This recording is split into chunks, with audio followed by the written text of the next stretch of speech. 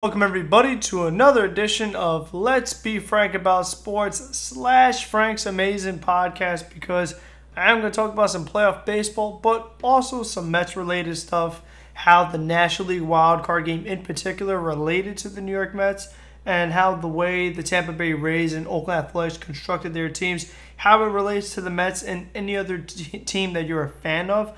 And then also some Mets news, some Mets drama kind of going on as far as the manager is concerned and the whole process of replacing the manager. We are still waiting on word and we haven't heard anything yet. And the reports that are out there are very suspicious and are getting me pretty aggravated. So I do want to get to that. But I will start with the American League Wild Card game and the Tampa Bay Rays going up against the Oakland Athletics.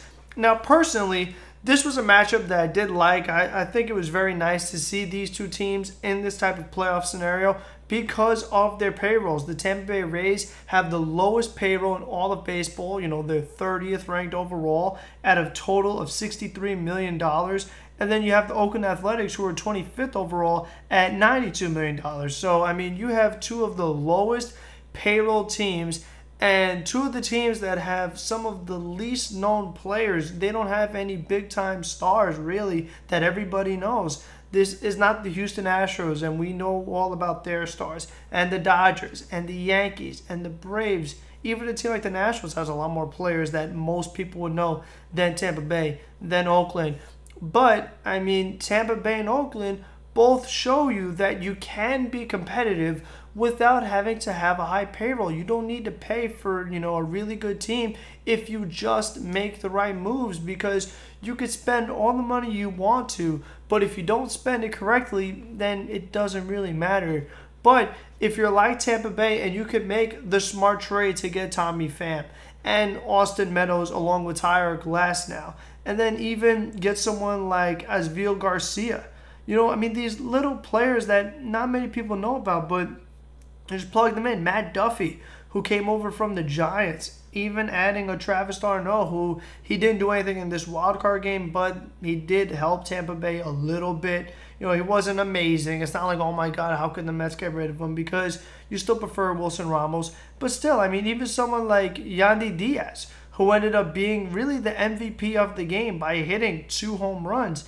And then when you do spend money, get the right guy. And Tampa Bay definitely got the right guy in getting Charlie Morton, because Charlie Morton is battle tested, has a lot of playoff experience coming from the Houston Astros, and doing a great job for them. He was able to reinvent his career there after struggling most of it, but became a really good pitcher with Houston.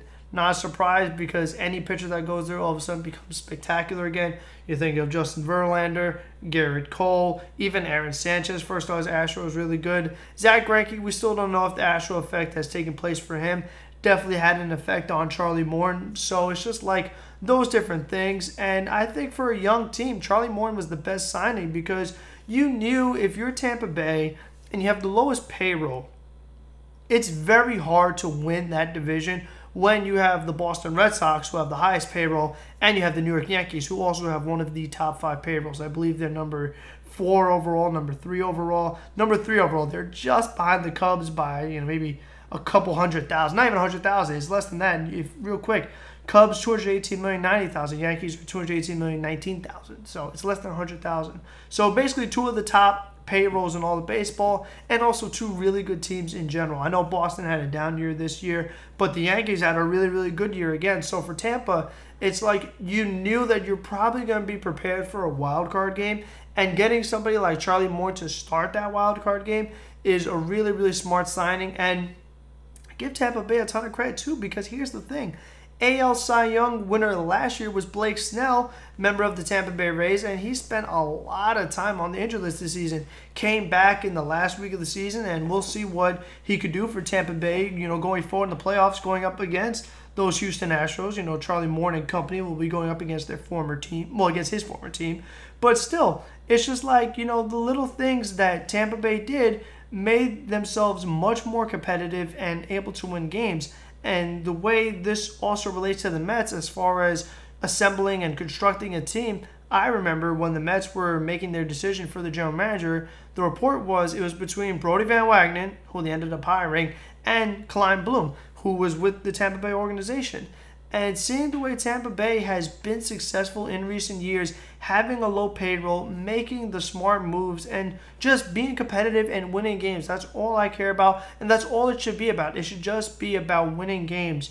And also the experience of actually being in the front office. And I just felt that for all those reasons, Klein Bloom would have been a better choice than Brodie Van Wagenen. I understand the Mets want to go outside of the box and, kind of try to reinvent the wheel, go with a first-time guy who has no front office experience at all. All Brodie Van Wagenen has ever done has been an agent. And I just think that was not the smartest move by the Mets because they went with someone with no experience when they went to Mickey Callaway as their manager. I know he was a pitching coach, but obviously the pitching coach of being the Cleveland Indians and the manager of the Mets are two completely separate jobs. And knowing how that came back to bite them, I just didn't think that Brodie Van Wagenen was a smart move because it's like, that the Mets aren't going to spend that much money to begin with. And you're asking me, where do the Mets rank in payroll? You know what's so funny about where the Mets rank in payroll? According to Spotrac, they rank number 10, and the number is $160 million.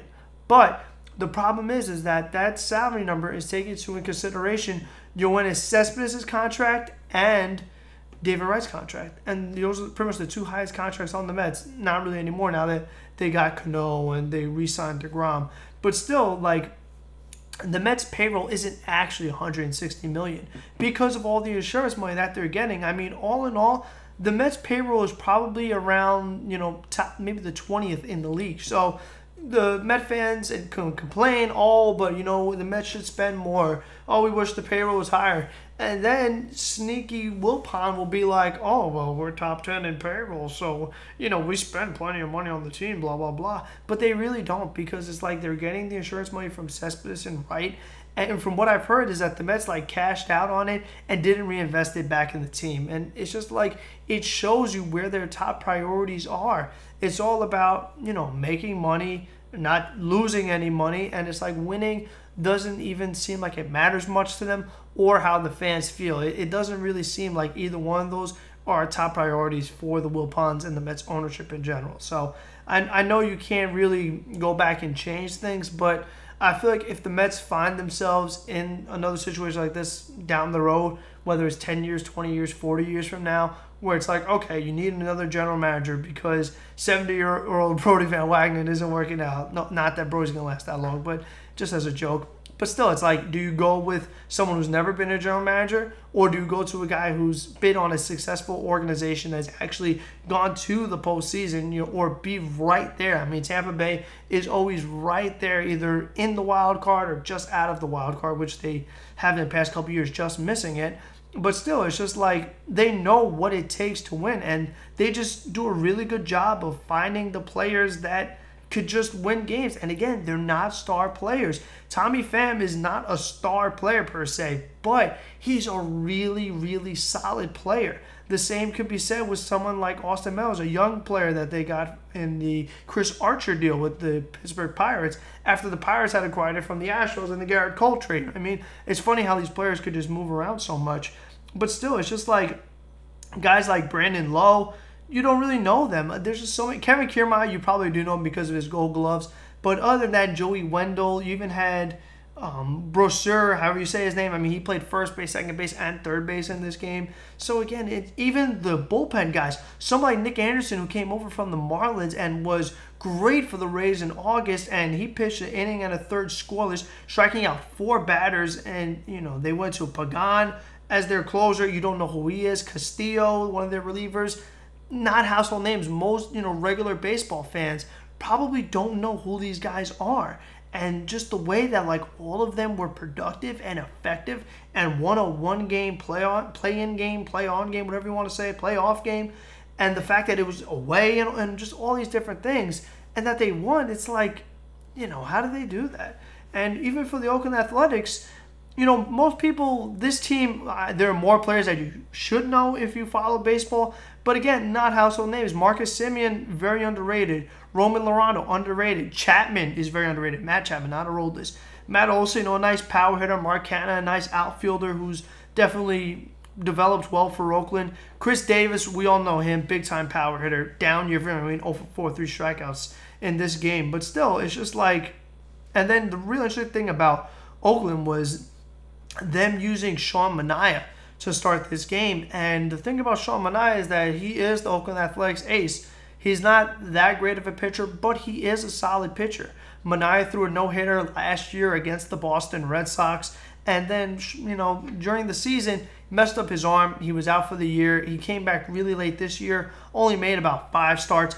Did well, but in this game, did not do well, serving up a lot of long balls, a lot of home runs. And Diaz started it off for the Rays. And then you saw another home run later on by Tommy Pham. Then another home run by Asviel Garcia, who came over from the White Sox. Again, it's just like these under-the-radar players from all different teams, a bunch of different teams, American League and National League, that the Rays are just able to find and put them together to make a solid team. But for Manaea, doesn't have the good game, only goes 2 innings. And then the Oakland A's had to go to their bullpen, which, if you remember last year, Oakland A's versus New York Yankees in the wild card game, the Oakland A's decided to do a bullpen game. Since they didn't have Sean Manaea, they said, okay, well, our starting rotation, we don't have one lockdown guy. Since we don't have Manaea, we're going to do a bullpen game. And they started off with Liam Hendriks, who now is pretty much their closer. And you had the Yusmeiro Petit, among others, try to go to Blake Trinan lane game, who wasn't very good after having a great season for them last year.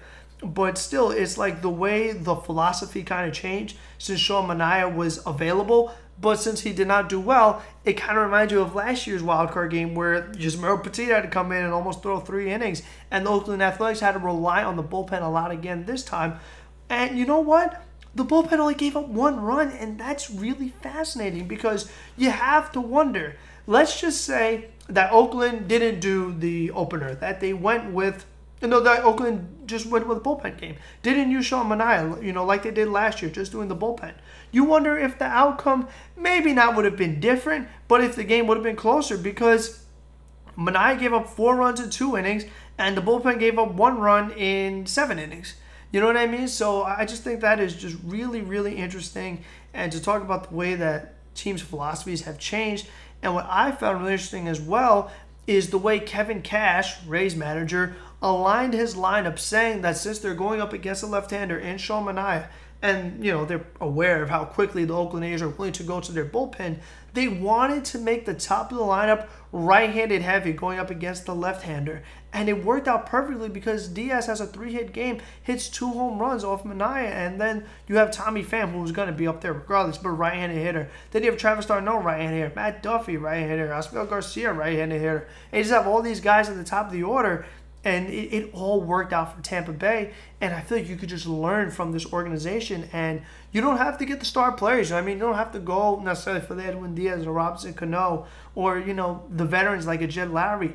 You have to really have good scouts and just a good eye for players. You have to look at the small stuff. Somebody like Tommy Pham has a low chase rate and doesn't strike out much. And that doesn't really show up in the stat sheet that much. But, I mean, he's a player that he could do a lot of things. He has a lot of speed. I know he DH'd in this game, but he could play a solid outfield. And, again, you could just learn a lot from both of these teams. And, you know what? I hope the Mets do learn. And that you could still be successful with the low payroll if you just find the right guys. A good example was somebody like J.D. Davis and the way the Mets found him under the radar. I know he was good in the minor leagues, but he was not good in the major leagues for the Astros. But the Mets took a flyer on him, and it worked out really, really well for them. But you have to do a lot more of that. I mean, one J.D. Davis does not equal all the guys I listed for Tampa Bay, like they got from the Chris Archer deal, or the way they got Tommy Pham and Garcia, and even somebody like Diaz coming out of nowhere, and all the relievers that they have, Nick Anderson coming from the Marlins. A lot of things that you could learn from those teams. The next one, the big one, the National League wildcard game, Washington Nationals against the Milwaukee Brewers, and it's like, you know what? The wildcard game was finally here. We talked about it all year, especially in the second half, every single day. All day, all we heard about was the wildcard game. The wildcard game. Can the Mets make the wildcard? Who needs to win? Who needs to lose? All the Washington Nationals need to lose some games. All the Brewers need to lose some games. Oh, we got to beat the head-to-head matchup. Oh, we got to catch up to them. So, we talk about this wildcard game. And then the wildcard game finally happened, and the Mets were not a part of it. And overall, like the way it ended with Grisham making the big error, that's the story of the game. Everybody knows it. I'm not going to try to go for a different angle because that was the story of the game. But, I mean, there was another thing that I'd like to mention that had an impact. But still, What is frustrating to me in this game is that, excuse me, Max Scherzer starts for the Washington Nationals, doesn't have that good of a game, going 5 innings of 3 runs. And it's just like, had the Mets, got in front of the Brewers and played this wild card game against the Nationals in Washington, very good chance that the wild card game would have been Jacob deGrom going up against Max Scherzer. And we have seen Jacob deGrom versus Max Scherzer in Washington within the last month. And that was that September 3rd game that the Mets had a 6-run lead in the 9th inning, but blew because of the bad manager and the bad bullpen. But still, this was a very winnable game, not only for Milwaukee, but if the Mets were in this game, it was very winnable. And it's just unfortunate that, like, had the Mets got there, they could have won this game and then advanced, even further. And you face the Dodgers, and that's a playoff exit most likely because of all the talent they have and playoff experience that they have, going to the World Series back-to-back years, and very easily could do it again this year.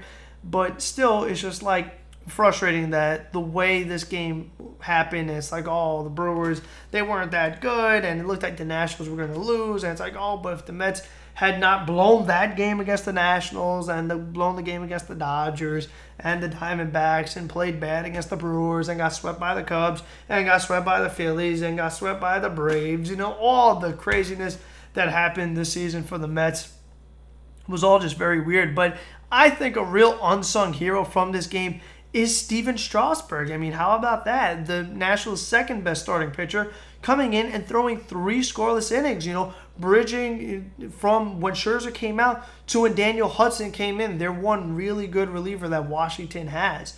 Because you want to talk about difference in philosophies, that was definitely the case in this game. Brewers versus Nationals.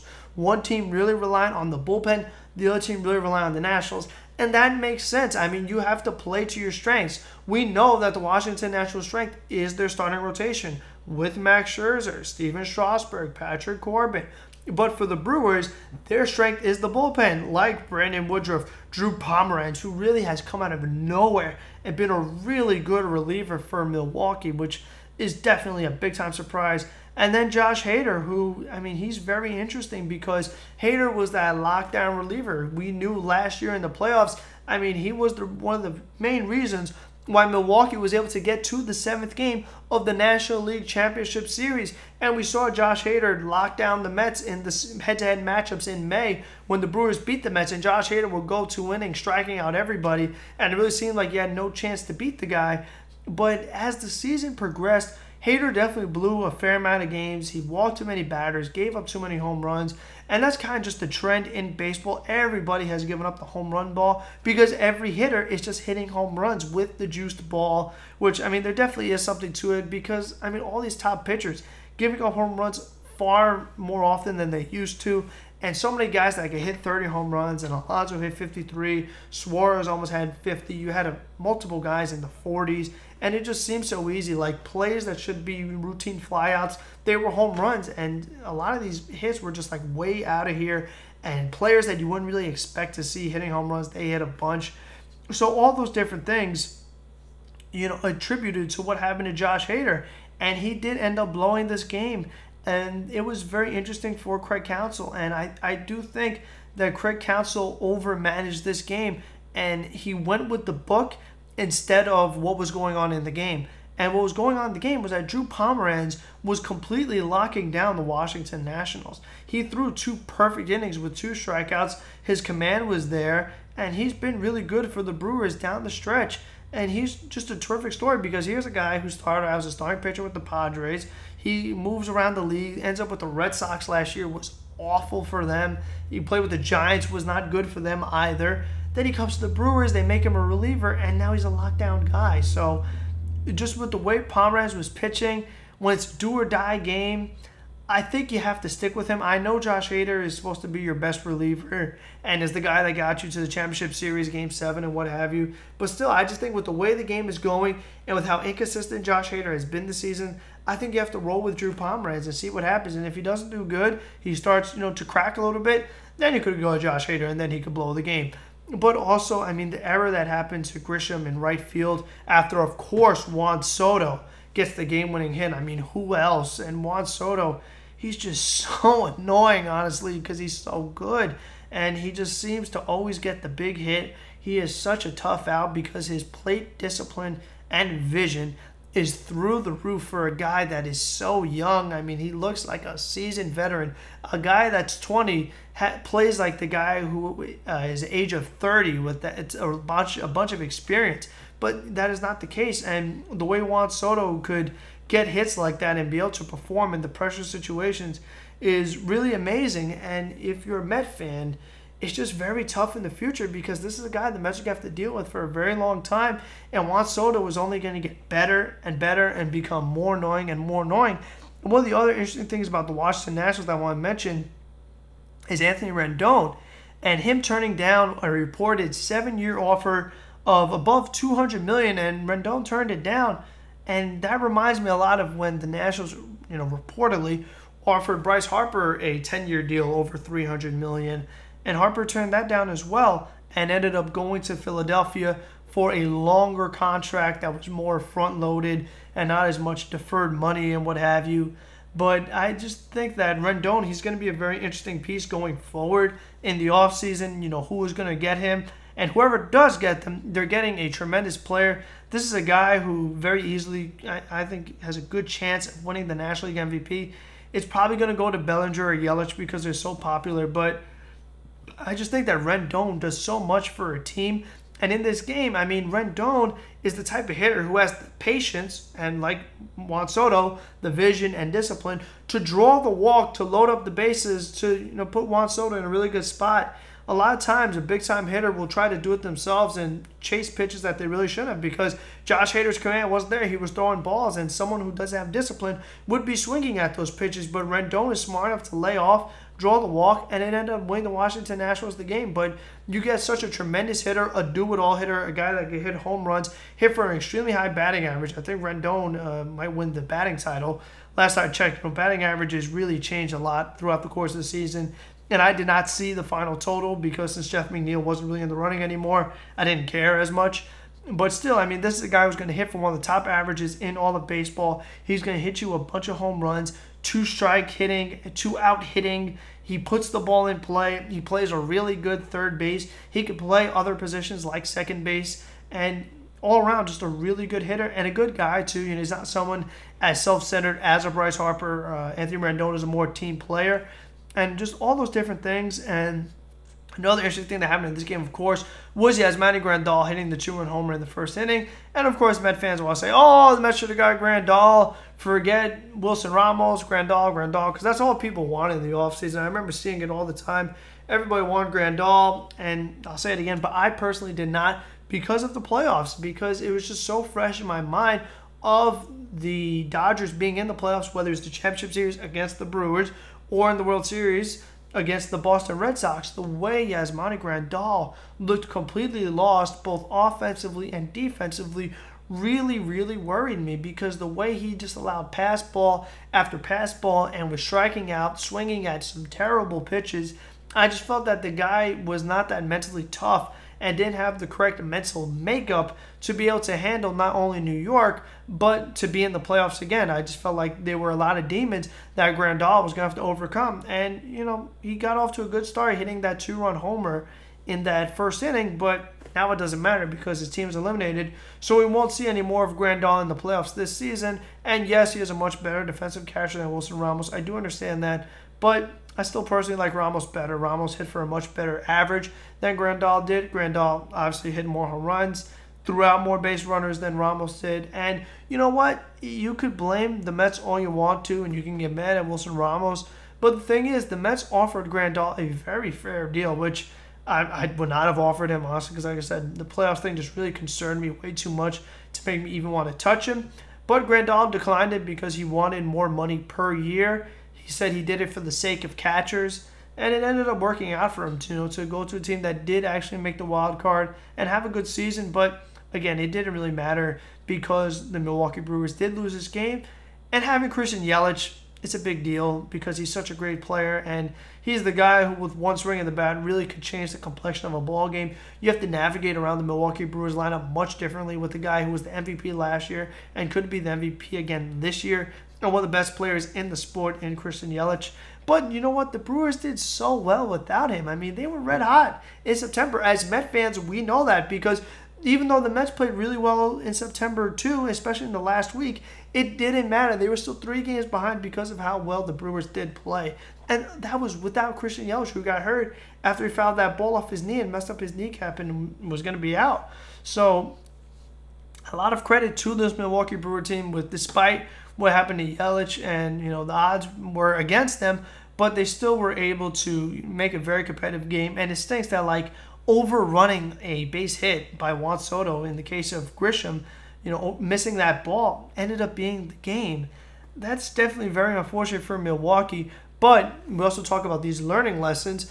I think a big thing is defense. You really have to make defense a priority. And I'm not saying that Grisham is a defensive liability, but you just want to make sure that you always have defenders out there who could make the routine plays, because this wasn't an amazing play that Grisham had made. This was just fielding a regular base hit.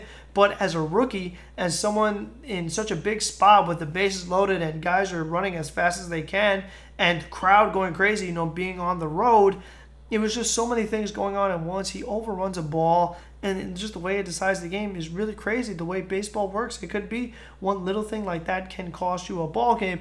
But I do hope that the Mets do try to do more for their defense in the offseason, but they can't really do much because, as I've said before, let's get to the Mets now. There's one more thing I'll say about this game, then we'll get to the Mets.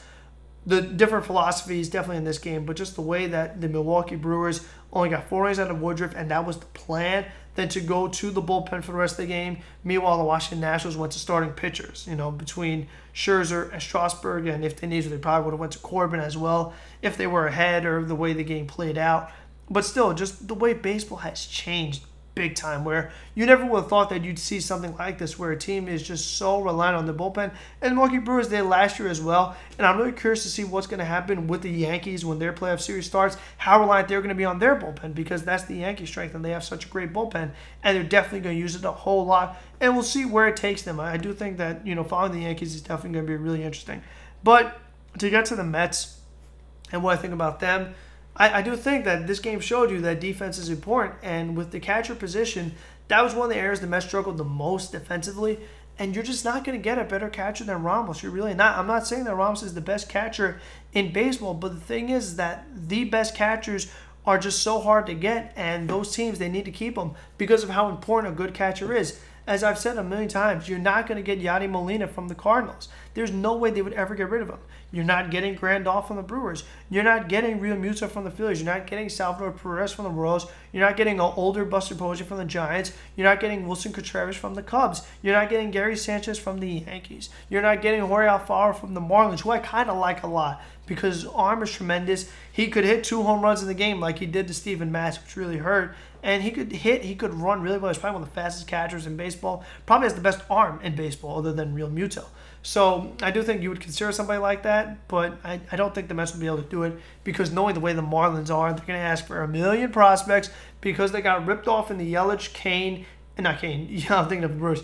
The Yelich, Ozuna, and Stanton deals, and even the D. Gordon deal, and the Real Muto deal. Alfaro is nice, but he's not JT Real Muto. So the way they got ripped off, they're much more greedy now because they don't want to keep getting ripped off, and they want to make a team overpay so that they get ripped off and not the Marlins. But you're not going to be able to upgrade the catcher position, especially defensively. You could upgrade defensively by starting Tomas Nido, but then we know what happens with Nido.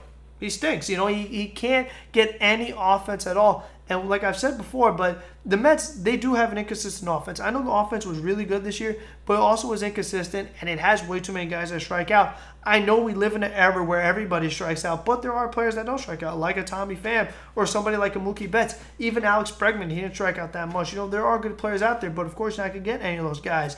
But since you do have players that are good but do strike out a lot, Pete Alonso, Jeff McNeil, Brandon Nimmo, Michael Conforto, Ahmed Rosario, obviously when Todd Frazier was out there, even Ramos struck out more than I'd like for him to. But when you have all those guys striking out that much, you need some type of offense that is reliable and consistent.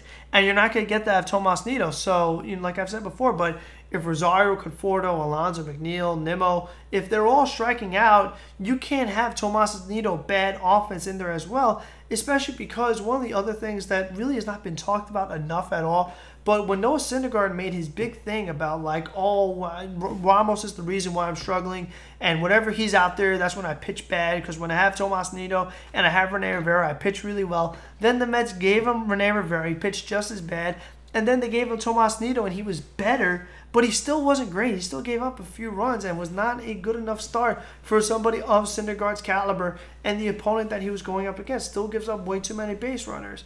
But I just don't think that you could have Tomas Nido out there. You're going to have to keep Ramos, so your defense isn't going to upgrade there. Pete Alonso, there's no way you're getting rid of Pete Alonso. And his defense isn't terrible. I mean, Pete Alonso, this is something I've tweeted, again, has not been talked about enough. But Pete Alonso's defense has been so much better than we ever could have hoped for, because all we heard about, I mean, think of the excuse the Mets did last year. Oh, we can't call Pete Alonso up because his defense is so bad, he needs to work on more before he can get called up. We know that was just service time and to get more tickets for next year.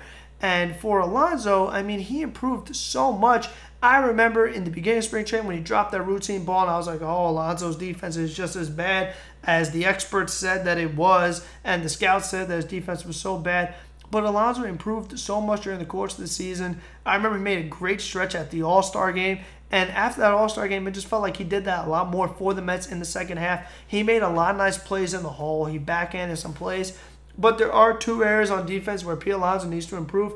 And one of the areas is really unfortunate, but he over-hustles. Pete Alonso has to do a better job of recognizing the defense, knowing where the defense is, especially his second baseman, and knowing what ground balls are his and what ground balls aren't. Pete Alonso wants to win so bad, he'll find himself diving for a ball that's really a routine ground ball to the second baseman and would be an out, but it ends up being a base hit because it's so far in the hole and there's nobody covering first base, it ends up being a hit. The other thing that Pete Alonso needs to work on better is his exchanges to pitchers. One of the games that also stands out to me big time, as if you ask me, why did the Mets not get the wild card? What games stand out to you? That Sunday game at home against the Washington Nationals, when Pete Alonso threw the ball away that Jacob deGrom couldn't catch, and they scored 3 runs off a routine ground ball from Asdrubal Cabrera, that stood out to me. And there were a lot of other times where Alonso would make a weird throw to the pitcher that they just barely hold on. You think of the play against the Marlins with Brad Brach, which also kind of cost the Mets the game, but Brach was kind of late to the bag because of the throw that Alonso had, and just all these different times that Alonso's throws weren't great to pitchers. I know it's nitpicking, but it does need to improve, because when you're close to getting the wild card game, and when that play costs you, like with deGrom when Alonso overthrew him, you can't have that when there's such little room for error. At second base, I mean, if Cano's going to be the starter, I don't love Cano's defense. He made errors on routine plays that you really expect more out of somebody who's been a Gold Glover in the past. But for Cano, I mean, he doesn't have any range because of how old and slow he is, and he's also playing with a torn hamstring, so he doesn't have much. He has even less mobility from the not very much mobility that he had to begin with. So the Mets don't have a good defensive second baseman. And then for Rosario, he's definitely improved a lot at shortstop, but he's still not reliable. You never know when Rosario's going to mess up. At third base, Todd Frazier made a ton of errors, and that's never talked about, because Mickey Kelly always said, oh, we need Frazier out there for his defense. But he still had like 12 errors, 13 errors, and a lot of them are, again, routine plays that the Mets have not been able to make. And if you want to be a playoff team and you want to go deep into the playoffs, you can't be messing up routine plays, because we saw in that National League wildcard game with Grisham, that one routine play you mess up cost you the game and could cost you, whether being in the playoffs or being eliminated, which it did in this case. And then in the outfield, also some of the other third base options, J.D. Davis. At third base, he's going to mess up the routine plays, but also his throwing from third base was not very good at all. It was so slow, and hitters would always be safe, or it'd be a replay or a bang-bang play, because J.D. Davis, it took so long for him to get the ball across the diamond to first base. So that definitely needs to be worked on. Jeff McNeil, I felt, played a solid third base, and that he should be at third base next year. That's my personal opinion. But it's not going to happen because the Mets have to play Jed Lowry. And I get the feeling that they're going to bring back Todd Frazier. I honestly do, because they love him so much. And we know why. It's because of the kind of person he is. Good in the clubhouse, good leader. Gets some big hits late in games, but I just really hate that. I feel like he's going to be back on this team. It better not be for $10 million, but I just know he will be back. And if Mickey Callaway is the manager, which I still think that he might be, honestly, I'm going to guess that after I'm done going around the team and their defense. But I just think that if you do play Jeff McNeil at third base, when he does play there, it's very little. He played well, so I'm curious to see what that happens going forward. In left field, I mean, J.D. Davis got the bulk of the playing time, and he's still not a great left fielder. I mean, one of the plays that stands out the most to me is the play that happened against the Braves when Billy Hamilton scored from second base on a routine ground ball to J.D. Davis, and for some reason, J.D. Davis is doing a spin around and getting the ball into the cutoff man, in this case Rosario, so lackadaisical that Billy Hamilton scores from second base. That stuff can't happen. I mean, J.D. Davis, he doesn't necessarily position himself correctly in left field. He lets too many balls fall in front of him, makes a lot of sketchy catches in left field, so that needs to be improved. Brandon Nimmo, and he doesn't have the best throwing arm from the outfield. Brandon Nimmo does not have a good throwing arm from the outfield. Has pretty good range, but not a true center fielder. And then Conforto is a solid right fielder, so that's the one position that they're at least solid at in the outfield. But still, it's like, you need Pete Alonso in the left, so he's going to be at first base. You need Rosario out there. You need Ramos out there. Cano's going to be out there no matter what for his money. McNeil, I think he's okay at third base. J.D. Davis has to be out there for his bat. Brandon Nimmo has to be out there for his bat. So it's like, if you don't have other defensive players, you don't have Juan Lagares anymore, who I don't think is going to be back at all, to be honest with you, because I don't think he has the impression on the organization like the way Todd Frazier does. So you're not going to have a good defensive center fielder anymore. So I do think that's going to be something really interesting to follow, to see what type of alignment that the Mets do have. Cespedes has been a Gold Glove left fielder before, and if he does come back, I mean, Cespedes, he's one of those guys like Cano. He's very lackadaisical. I mean, the play that stands out the most for Cespedes is when he was playing center field when he first got here. I mean, in that World Series, the way he just gave up the play to Alcides Escobar, which actually might have been opening day of 2016. It's hard to remember because those games were so close in between. But Cespedes definitely made a lot of mistakes in the outfield before. He doesn't really hustle on a lot of plays. A ball that rolls by him, whatever, he doesn't really go after it because that's kind of his personality. He's very self-centered. It's all about me. But for the Mets and their manager situation, one of the things we've been hearing about is that any moment the news about Mickey Callaway is going to come out, and still we have not heard anything. And the reasoning that the Mets used today was that because of Rosh Hashanah on Monday and Tuesday, the Mets didn't have their meetings yet because they want everybody to be there, and the holiday was too important to them to make their meetings. And I don't know if I buy that because, there could be Jewish members of the Mets organization. I don't know. But I never heard of that before. I never heard of the Mets not being able to make a big decision because of, a Jewish holiday. That doesn't seem right to me. And one of the other things that I saw was that the Mets might make the decision about the manager on Friday when the Yankees play their playoff game so that they could have the back page of the newspaper. And if that's the case, that's going to make me really, really angry, because if that's your goal, to get back pages and to get attention away from the Yankees, that is the dumbest thing I've ever heard, especially because that's the dumbest way to do it. The way to truly get headlines from the Yankees and get the back pages is winning some games and spending some freaking money. That is the way you get the back pages. Getting the good bullpen, getting the good manager, and that is what's going to happen here, folks. I'm telling you, because people aren't talking about that much, but everyone wants to say get Joe Girardi, get Joe Girardi, and I agree. I would like Joe Girardi to manage the Mets. I would like Joe Maddon to manage the Mets. There are good options out there for New York. You have some older guys, like we mentioned with Girardi and Maddon. You have a Mike Scioscia, you have a Buck Showalter, and they're looking at some other first-year guys, which I don't like at all, because we saw what happened with a first-year guy, Mickey Callaway. You don't really know what you're going to get out of them. But Joe Girardi and Joe Maddon are going to require a lot more money than the Mets had to give to Mickey Callaway. And we know the Mets' biggest problem is spending money. And I have a very big suspicion that the Chicago Cubs are going to offer Joe Girardi so much money, and obviously the Cubs are in a better scenario than the Mets, that it's going to be a deal that he can't pass up, so he's automatically going to go to the Cubs. And I read that the Angels are going to give Joe Maddon a tremendous offer that he can't pass up. So if Girardi's not in the mix and Maddon's not in the mix, do we trust Buck Showalter?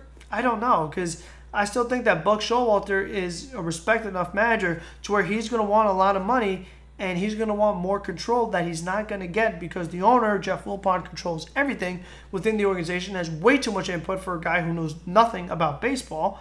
But still, I just don't see that as a fit, and that means that the Mets are going to be in a predicament where it's either get another first-year manager, which I don't love, or keep Mickey Callaway, which I don't love either. But, I mean, this is just like the worst of two evils, basically. Pick your poison. But I kind of prefer keeping Callaway instead of getting another first-year manager. And I hate to say that because I don't like Mickey Callaway as a manager. I believe he makes a lot of mistakes, and his reasoning is not good at all, which shows you that he doesn't know what he's doing out there. He is a nice guy. I understand that, but that doesn't mean that he should be a manager if he's the difference between winning and losing games. And when you're only 3 games out of a wild card, the few games, I mean, Mickey Callaway blew more than 3 games. So, I mean, if you had a better manager, you probably could have made the wild card. So, getting the manager is so important, and it would just really aggravate me if the Mets don't do it because of money, because it's like they do the same crap with the players, and if they do it with the manager too, I mean, it's just like, when are they ever going to win, and when can you ever really trust them? Because they're not going to get the right guy either. I mean, the Rays got the right guy in Kevin Cash. Davey Martinez, we don't know if he's going to work out yet for the Nationals. Craig Counsell has been a real big boost for the Brewers. And, you know, obviously he was a guy who didn't have any managing experience at all. I mean, he was a long-time shortstop, playing with the Diamondbacks and the Brewers, among others. So even a guy like Alex Cora worked out really well for the Red Sox. And Boone worked out well for the Yankees. Those were both better scenarios. You know, if Cora was managing the Mets, he would do well. And probably if Mickey Callaway was managing the Red Sox, they probably would have won a lot of games 2 years ago as well anyway. But I do think it is going to be interesting to see what the Mets do decide and what's going to happen, because, like, there are good managers out there, like I mentioned, but also there are also so many manager opportunities that are out there, and good opportunities. You know, so many managers are out. Bruce Bochy's out, Ned Yost is out, Clint Hurdle is out, Brad Ausmus is out, Mickey Callaway is out, Joe Maddon is out. So, I mean, those are just 6 off the top of my head. There could be more that are coming, and more that I probably didn't even mention. So, it's going to be very interesting to see what the Mets do decide, and, you know, I will be back to talk about it. Next podcast, though, will be, I want to say, probably the Yankee game, or it could be something that with the National League that's happening tomorrow with the Cardinals and Braves. You know, we'll see what I decide to do, but hopefully you guys did enjoy this. A little different. Talked about some other teams, mostly Mets, because that's what I mostly talk about. That is my biggest passion, and I live in New York, so I want to talk about New York teams mostly because I would like a job in New York radio. But if you did enjoy this video, leave a like, leave some comments, some feedback. What are your thoughts? Some of the trends in baseball, like I talked about, with the different mindsets with Oakland and Tampa Bay, the way they assemble their teams, the way the Milwaukee Brewers approach the game with the bullpen compared to the Nationals with the starting pitchers. I think all that stuff is really fascinating to talk about. I like talking about that. And if you want to keep up with the future videos that are coming, like the other playoff baseball, like the football, like the basketball that's coming up, subscribe and tell a friend. More viewers are always good. Anyway, have a good one, everybody.